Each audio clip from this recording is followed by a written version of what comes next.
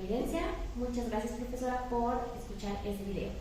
Básicamente yo elegí la posmodernidad porque de profesión soy internacionalista y pienso que es una de las primeras filosofías que comienza a tener un contexto y un fin meramente global ya en un mundo completamente tecnológico. Y es que para hablar de posmodernidad hay que pensar de dónde venía el mundo, qué contexto había alrededor, y es que para poder hablar de una filosofía o de tendencias ideológicas hay que pensar qué estaba sucediendo en el mundo. Por ejemplo, hoy podemos hablar de la inmediatez que existen en las y los estudiantes porque venimos de un mundo o de un periodo COVID en el que nos dimos cuenta que la vida podía acabar de la noche a la mañana.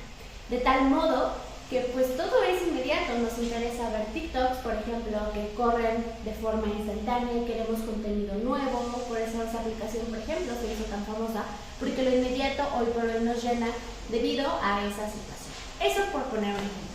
Con este ejemplo me gustaría dar entrada a la posmodernidad. Veníamos de un periodo de guerras mundiales, acababan de pasar 5 años del término de la Segunda Guerra Mundial. Ya comenzaba por ahí el mundo a hablar de la intervención de tropas de la Unión Soviética, comenzaba la Segunda Guerra árabe-israelí.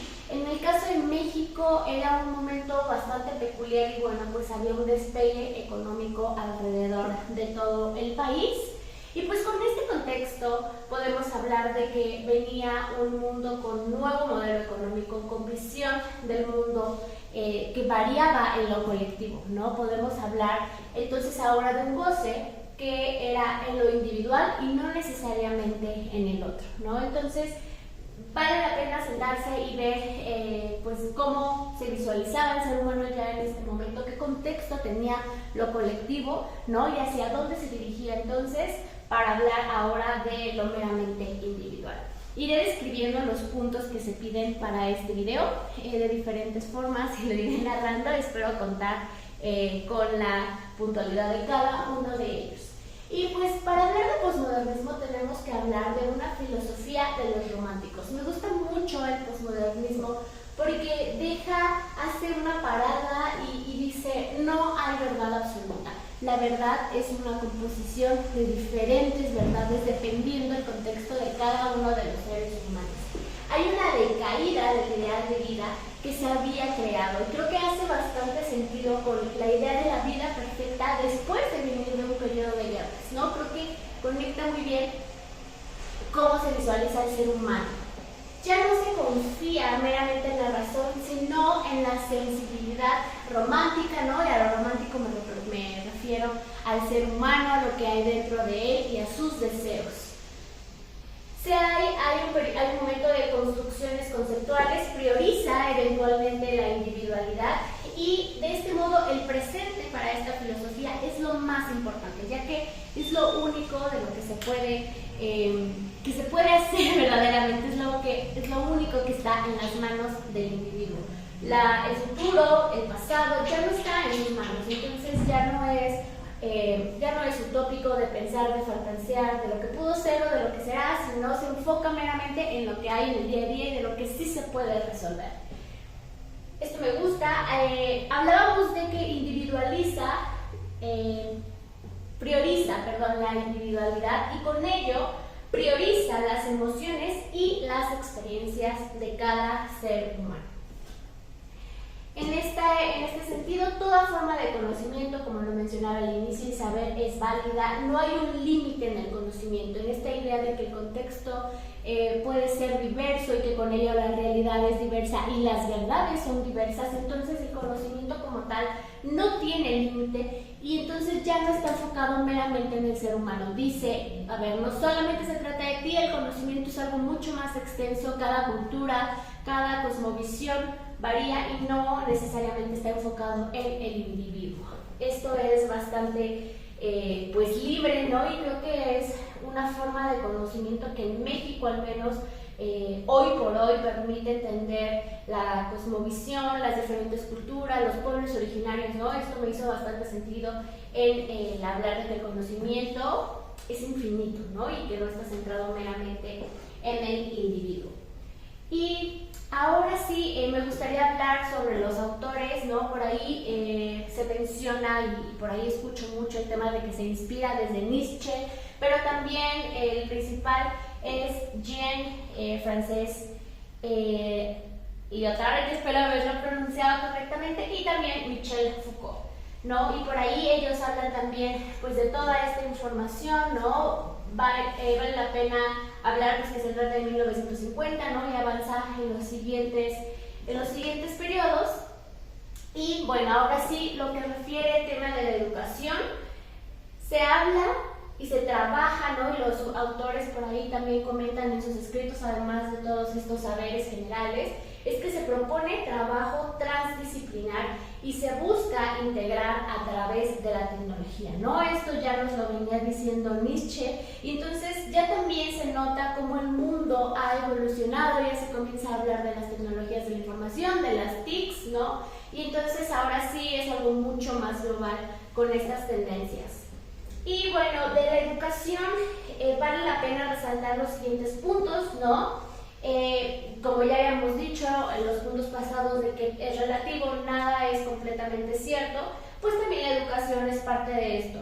La relativización de los valores y critica el sentido absoluto de la realidad, ¿no? La educación en sí misma, que pensaríamos que es la realidad absoluta, ¿no? Que en filosofías pasadas nos habían dicho que estaban creando seres humanos que siguieran, que supieran que...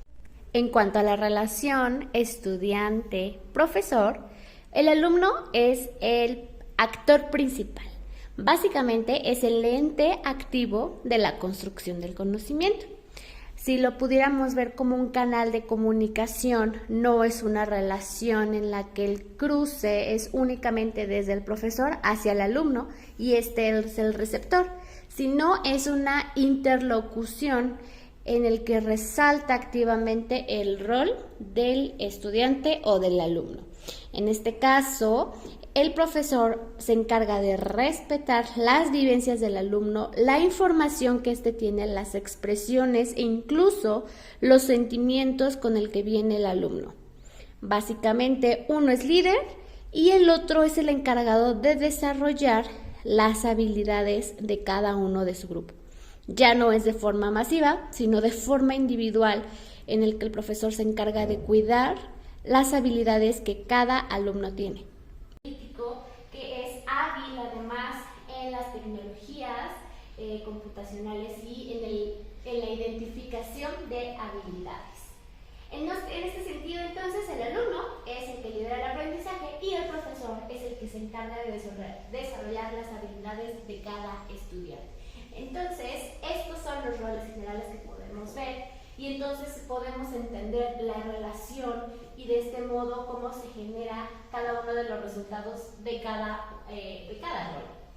Y ahora, como parte final y concluir el tema de posmodernidad y crear una relación con el tema de educación, yo identifico los puntos siguientes y que son los que yo rescato de esta filosofía tan importante. El tema de la multiculturalidad definitivamente es un profesor que se enfrenta a un grupo en el que debe de ser muchísimo más integral para poder identificar cada habilidad y poder responder a esos cuestionamientos que el grupo haga.